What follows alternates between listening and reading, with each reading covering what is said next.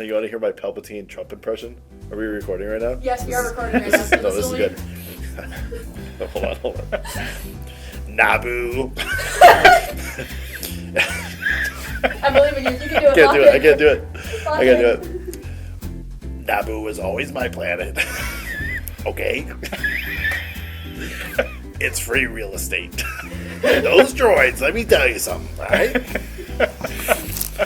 These droids are coming into my empire. The middle and high schoolers They're not loved sending my their Trump best impression. droids. It's so good. I have such a good Trump impression. They're not sending their best droids. They're just not. Those Geonoses had to go. We're going insane.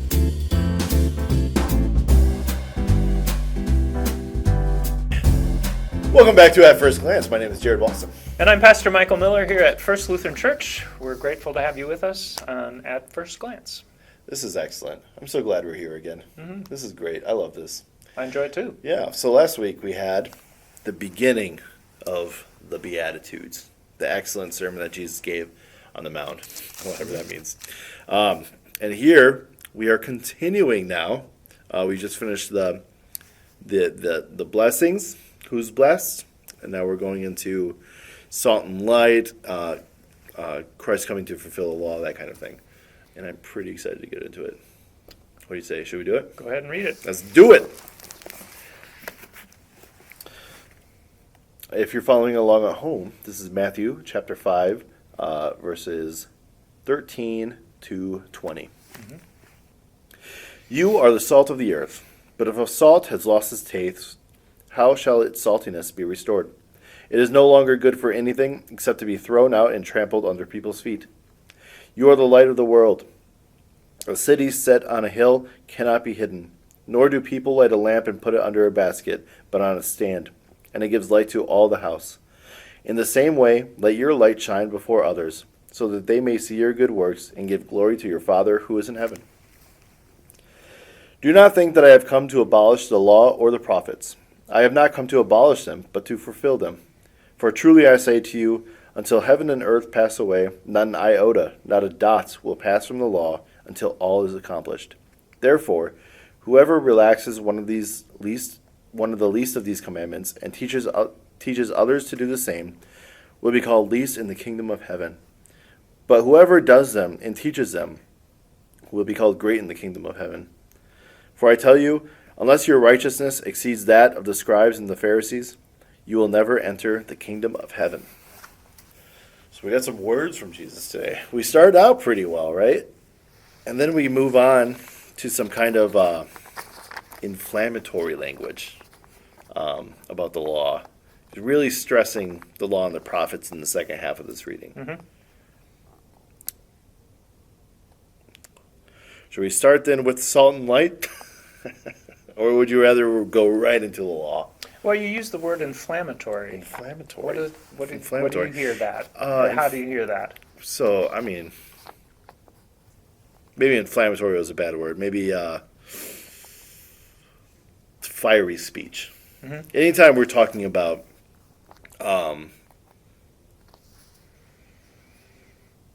what is required to enter the kingdom of heaven, I think is very passionate for people. And so this is saying, unless your righteousness exceeds that of the scribes and the Pharisees, you will never enter the kingdom of heaven. We know that the Pharisees, even though they're seen as kind of the bad guy of the Gospels, they are righteous, almost too righteous. And here we're seeing that unless our righteousness exceeds that of the scribes and the Pharisees, we will never enter the kingdom of heaven, which is a difficult teaching. Yeah, so what is righteousness? What is righteousness? Is a core question here that I think this sermon is seeking to lay out. Absolutely. And I think it also signals that a primary or the primary audience for Matthew's gospel is Jewish. So part of what I hear in this second part is an affirmation that the tradition that they have received and brought forward of the law and the prophets is not being cast aside. Right. But instead, he's embracing that and taking that deeper. Yeah, absolutely is. We're not rejecting that. We're Almost going deeper into it. yeah. Yeah. It's not less, but more now. Mm-hmm. I think about later in the gospel where he challenges the religious leaders for being picky about. He makes this statement about jots and tittles or letters and strokes of letters, not dropping off any of those, and that's the thing it seems that the religious leaders are focused on. They get caught up on those little details and Yes. miss the heart of it. Mm-hmm.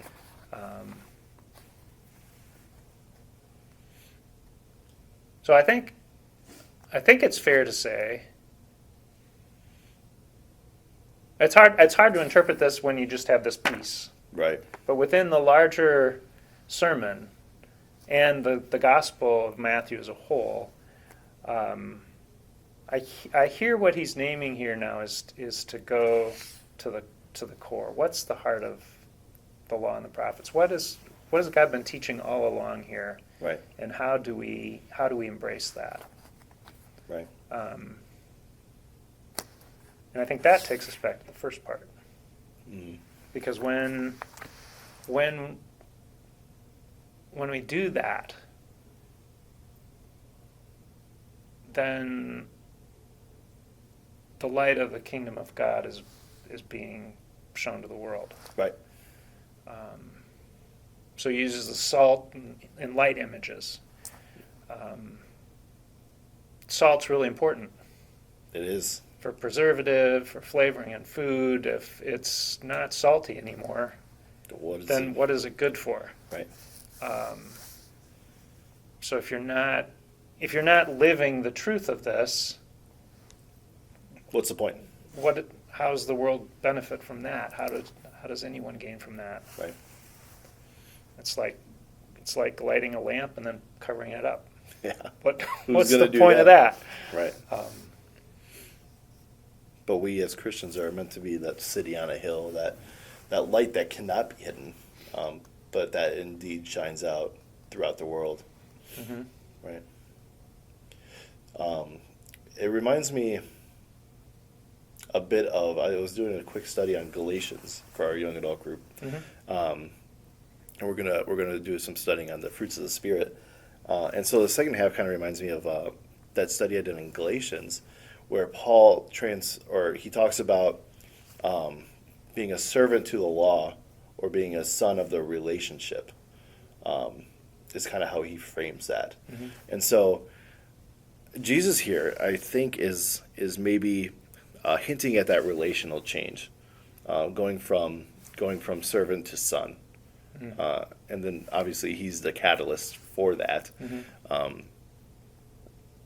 But when you're living in a relationship, these things are coming naturally to you because the fruits of the Spirit are allowing you to live in such a way that, Mm-hmm. that the law is effortless. You're already living it. Mm-hmm. So that's a little connection that I made. Mm-hmm.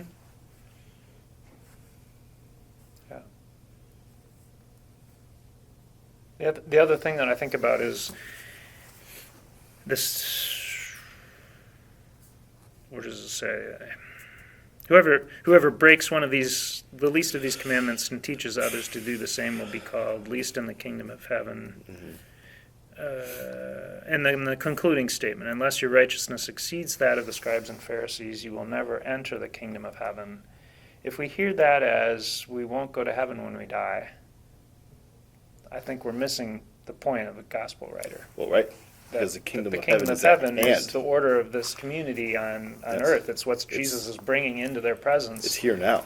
He's inviting those who are following him, and with this sermon, he's identified as 12, Mm-hmm. and all of this crowd is gathered, and so he invites them all to sit down and begins to share this. Yeah. So it's about what we're bringing into being here together. Mm-hmm. You won't enter into that newness unless you go deeper into what we've already received. Right. And it's one of these things, when the church was still young, they considered throwing out the Old Testament and only having the New Testament portion of our Bible. Mhm. And this is, I think, one of the reasons why it's so important to have that Old Testament, so we can know what came before, what our history has been, Mhm. and so we can connect those pieces, just as Jesus is doing here. Mhm. Yeah, I mean, the Gospels make no sense without that. No, not at all. We had the quote from Isaiah previously. Hmm. So sometimes the Gospel writers are directly quoting the prophets or Psalms. Right. Other Happens times quite a they're bit. making indirect allusions to it. And Yeah.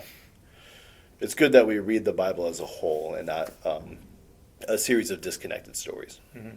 And Jesus is saying, I think, the same thing here. Mhm. Good stuff. Good stuff. This is a great reading. We're right in the middle of the Beatitudes, so we got more to come. Right in the middle of the Sermon on the Mount. Sermon on the Mount. We Yep, started with the Beatitudes. Beatitudes. Yep. So, just to end this then, what is it? What is the challenge, or what is? I guess the question I would take from this is, what does it mean for me to be light, salt? What does it mean for you to be light, Right. salt in the world? And collectively, what does that mean for us to be the kind of community that makes the kingdom of God visible to the rest of the world? Right. I think that's really what this is about. Absolutely.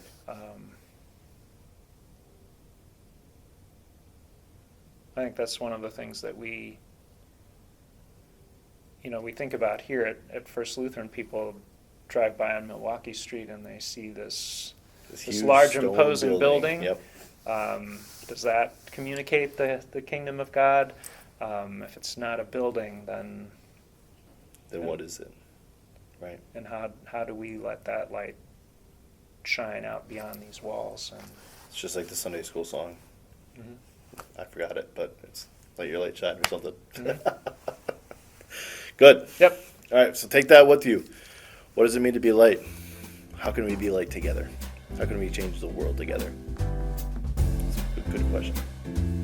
We'll see you next week. Thanks for joining us.